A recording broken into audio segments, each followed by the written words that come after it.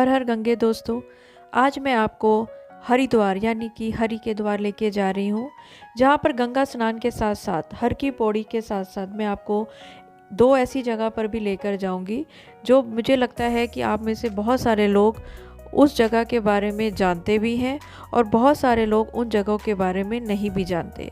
पर मेरी आप सबसे प्रार्थना है कि अगर आप हरिद्वार जाएं तो कोशिश करें कि उन जगहों पर एक बार ज़रूर विज़िट करें। आप मेरी इस वीडियो को एंड तक देखेंगे तो आप समझ जाएंगे कि वो दोनों जगह क्यों ज़रूरी है, क्यों हमें गंगा स्नान के साथ साथ उन दोनों जगह को भी देखने जाना चाहिए। जब भी हम हरिद्वार जाएं तो हमें उन दोनों जगह पर क्यों जाना चाहिए। तो चलिए फ्रेंड्स, सबसे पहले चलते हैं हर की पौड़ी। हर की पौड़ी पर जाने के लिए अब सरकार ने लोगों की सुविधा के लिए बहुत सारे पुल बना दिए हैं कि आप आराम से पुल पार करके और हर की पौड़ी की तरफ जा सकते हैं। रास्ते में आपको इस तरह की बहुत चीज़ें मिलेंगी जहां पर आप पूजा का सामान ले सकते हैं, गंगा जल को घर में ले जाने के लिए कैनियाँ ले सकते हैं। कहते हैं जिस घर में गंगा जल होता है या जिस घर में रोज़ गंगा जल के छींटे दिए जाते हैं, उस घर में कभी भी कोई नकारात्मक शक्ति नहीं आ सकती। इसलिए लोग जब भी हरिद्वार जाते हैं तो वहाँ से गंगा जी को गंगा जल के रूप में अपनी कैनी में अपने साथ लेकर आते हैं और रोज़ अपने घर को गंगा जी की छींटे देकर पवित्र करते हैं। कोई भी घर में पूजा हो, पाठ हो, हवन हो तो उसके लिए भी गंगा जल घर में होना बहुत शुभ माना जाता है। यहाँ के मार्केट की दोनों तरफ आपको बहुत अच्छी शॉपिंग करने को मिल सकती है। आप अपने मंदिर के लिए वहाँ से बहुत कुछ ले सकते हैं, जैसे कि जोत, घंटी, शंख, सिंदूर, अगरबत्ती, धूप। और अगर आप तीर्थ करके जा रहे हैं तो प्रसाद के साथ भेंट स्वरूप भी आप बहुत सारी चीज़ें यहाँ से ले जा सकते हैं, जैसे भगवान की माला, हार, अंगूठियाँ, कड़े। इस तरह की बहुत सारी चीज़ें आपको वहाँ मिलेंगी। यहाँ पर भगवान की पीतल की मूर्तियाँ बहुत अच्छी मिलती हैं, सब भगवान की। उसके साथ साथ किताबें, पौराणिक कथाओं की किताबें आपको इतनी अच्छी और इतनी ज़्यादा सिर्फ कुछ एक तीर्थों पे ही मिलती हैं ये सब चीज़ें। और अगर आपको वहाँ पर कोई पूजा पाठ करवानी है तो उसके लिए अगर नए कपड़े चाहिए तो वो भी आपको वहाँ पर आराम से सस्ते और अच्छे मिल जाते हैं। तो अब बात करते हैं हर की पौड़ी की। तो हर की पौड़ी का नज़ारा कुछ इस तरीके का है। बहुत ही साफ़ सफाई है, वहाँ पर बहुत अच्छा पेंट हुआ पड़ा है, दीवारों पर बहुत अच्छी अच्छी पेंटिंग्स हो रखी हैं जो कि कोई ना कोई मैसेज आपको देती हैं। वो महाभारत से और रामायण से जुड़ी हुई कथाएं भी हैं।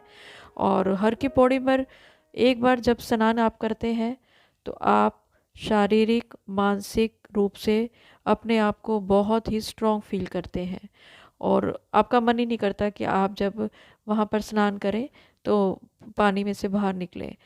पर मान्यता है कि जब भी आप गंगा स्नान करें तो अपने परिवार के सब लोगों के लिए डुबकी लगाएं। और ये है आरती का टाइम।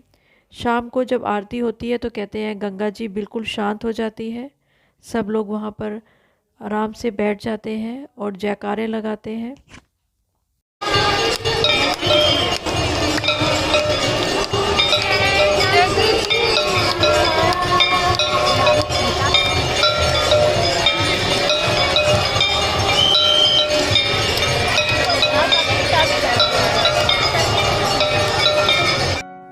अब आप लोग सोच रहे होंगे कि ये मैं क्या बही खाता आपको दिखा रही हूँ। है तो ये बही खाता, लेकिन जानते हैं कि इसमें कौन सा हिसाब लिखा जा रहा है और कौन से हिसाब लिखे गए हैं। इनमें रुपए पैसे का हिसाब नहीं लिखा गया, इनमें हमारे पूर्वजों का हिसाब लिखा गया है। जी हाँ, हमारे पूर्वज कब कब हरिद्वार में आए, किस वजह से आए, उनके साथ कौन कौन आया, किस तारीख को आए, ये सब वही खाता हमारे जो भी परिवार के पंडित हैं उनके पास लिखित है। और आपको जानकर बड़ी हैरानी होगी कि ये हमारी पिछली 10 पीढ़ियों शायद उससे भी ज़्यादा का हिसाब इनके पास है।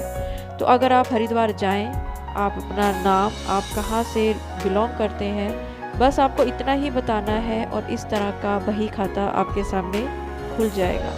है ना ये रोचक बात? तो आप कोशिश करें कि आप अपने पूर्वजों का नाम, वो कब कब गए, किस खुशी में गए, किस दुख में गए, क्योंकि सब जानते हैं कि हरिद्वार में चाहे खुशी हो, बच्चे के मुंडन हो, विवाह करके जाएं, लोग कहते हैं ना कि अब तो मैं गंगा स्नान करूंगा, ये काम मेरा हो गया। तो आप जब भी कुछ करते हैं तो आप वहाँ जाके ज़रूर तारीख लिखें, किसके साथ गए हैं, किस लिए गए हैं, ज़रूर लिखें।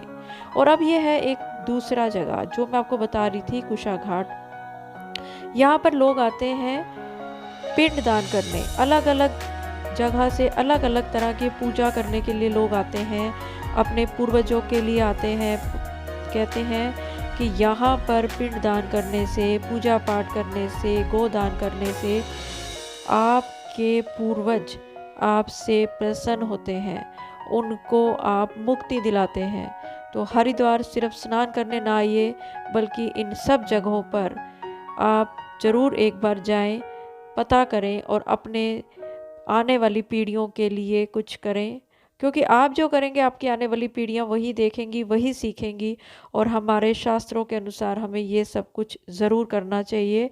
और मुझे उम्मीद है कि मेरी इस वीडियो से आपको कुछ ना कुछ अवश्य लाभ होगा। नमस्कार।